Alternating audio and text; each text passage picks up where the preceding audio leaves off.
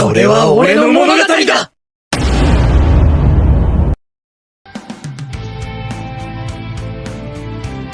Adegan pertama dimulai dengan paniknya seorang Eida setelah melihat apa yang terjadi pada Kawaki.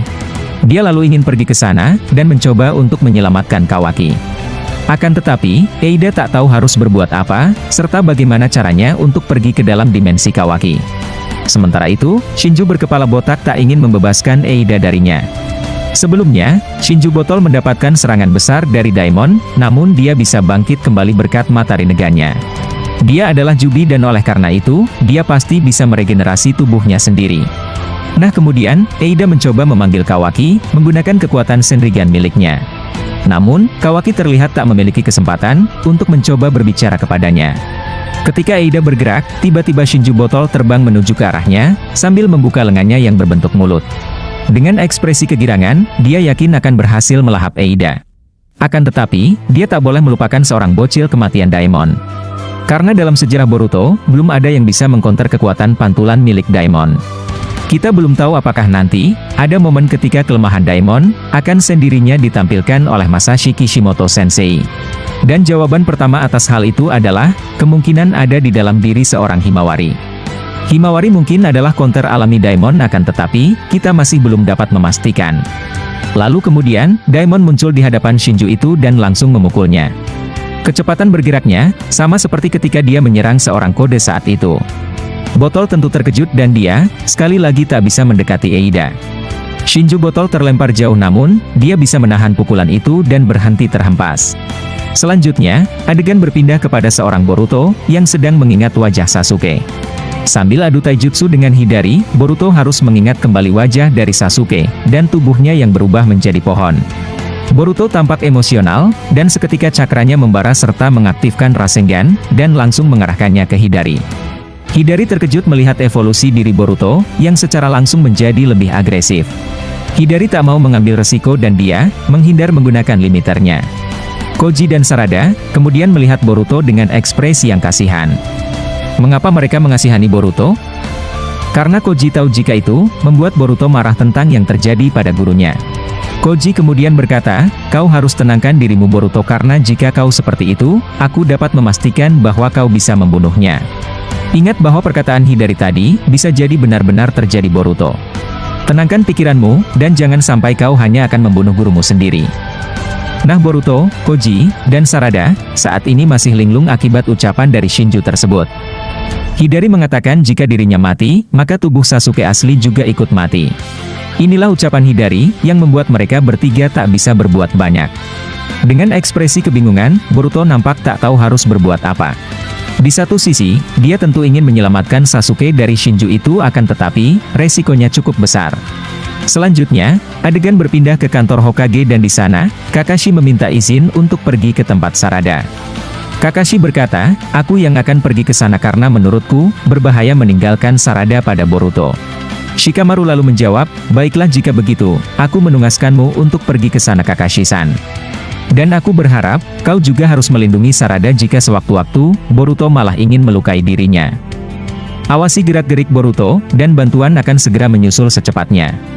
Kakashi kemudian setuju dan dia, langsung pergi berlari ke tempat Boruto dan Sarada.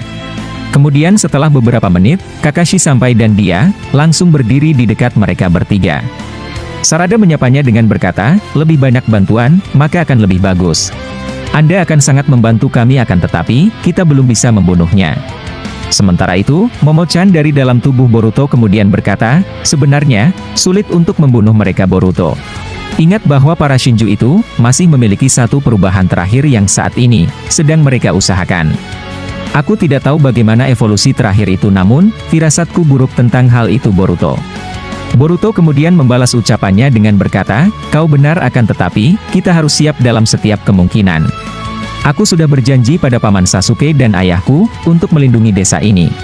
Kemudian, Kakashi memanggil seekor pakun, untuk melakukan sesuatu. Pakun lalu mencium aroma tubuh Boruto, yang membuat Boruto kaget melihatnya.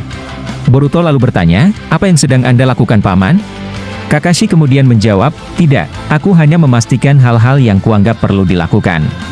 Pakun lalu kembali ke Kakashi, dan berbisik di telinganya.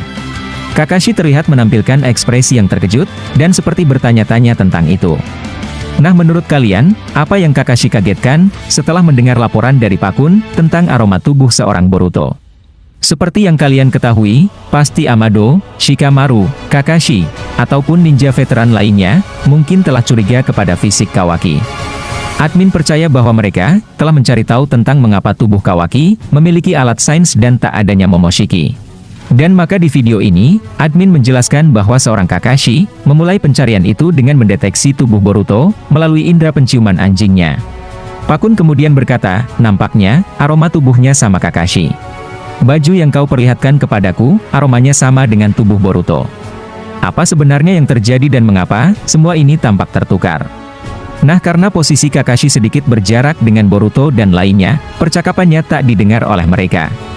Kakashi lalu menjawab, keanehan ini membuatku percaya pada apa yang dikatakan oleh Amado. Mungkin, ingatan kita telah dirubah oleh seseorang karena sifat Kawaki sangat berbeda dan bahkan, dia tak terlalu peduli pada Himawari. Nah, kemudian, Boruto secara tiba-tiba mengaktifkan Rasengan Uzuhiko miliknya, lalu mulai berjalan ke arah Hidari. Sarada bertanya, apa rencanamu kali ini Boruto? Boruto menjawab, inilah satu-satunya jutsu yang akan kugunakan untuk membuatnya melemah. Boruto kemudian berlari dan menghantamkan Uzuhiko ke tubuh Hidari. Namun sekali lagi, tak mudah untuk mengincar Hidari karena dia selalu cepat berpindah menggunakan limiter itu. Hidari berkata, kami telah melihat kekuatan Rasenganmu itu saat kau hantamkan ke kode. Itu merupakan salah satu jurus yang perlu kami hindari ketika melawanmu. Boruto terlihat kesal dan kemudian, adegan beralih kepada Kawaki yang telah lama menahan akar pohon milik Jura. Kawaki mulai tak tahan dan akhirnya, dia membuka portal karmanya, lalu melarikan diri ke dalam dimensi Daikokuten miliknya. Kawaki sampai di sana, dan merasa lega setelah berhasil melarikan diri sejenak. Akan tetapi, dia ceroboh karena pada akhirnya, Jura berhasil mengikutinya masuk ke dalam dimensi Daikokuten, dan Jura akhirnya melihat target utamanya yakni Naruto. Kawaki kemudian panik, sambil langsung menyerang Jura menggunakan lengan karma. Kawaki lalu membuat 6 bayangan, dan menjaga ketat Naruto yang sedang tak sadarkan diri. Sementara Kawaki yang asli, berusaha untuk menghadapi Jura. Nah, seperti yang kalian ketahui, momen ini pasti akan terjadi nantinya. Karena target Jura adalah Naruto, dia mungkin bisa masuk ke dimensi Daikokuten, dan mengancam nyawa Naruto secara langsung. Tapi tetap saja, Kawaki pasti akan mencoba, dan memberikan segalanya untuk melindungi Nanadaime. Jura lalu berkata, ternyata, seperti inilah kau mengurung mereka Kawaki. Demi melindungi Naruto, kau bahkan berencana membunuh anaknya sendiri. Itu tindakan yang benar akan tetapi, kau juga sangat berlebihan.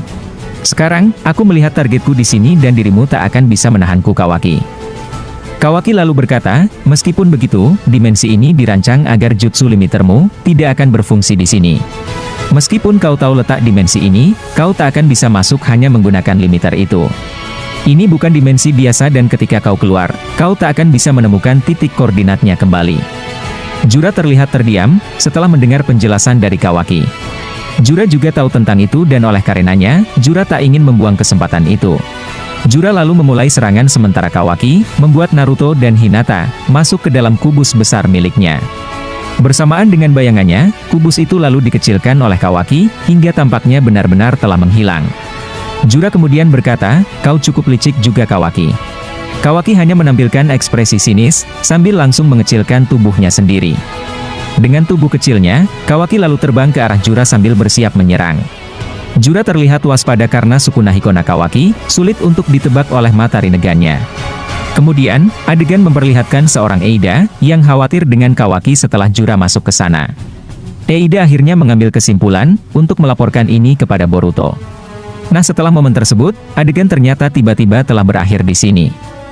Untuk kelanjutannya, kita akan membahasnya pada video part ke-107 nantinya.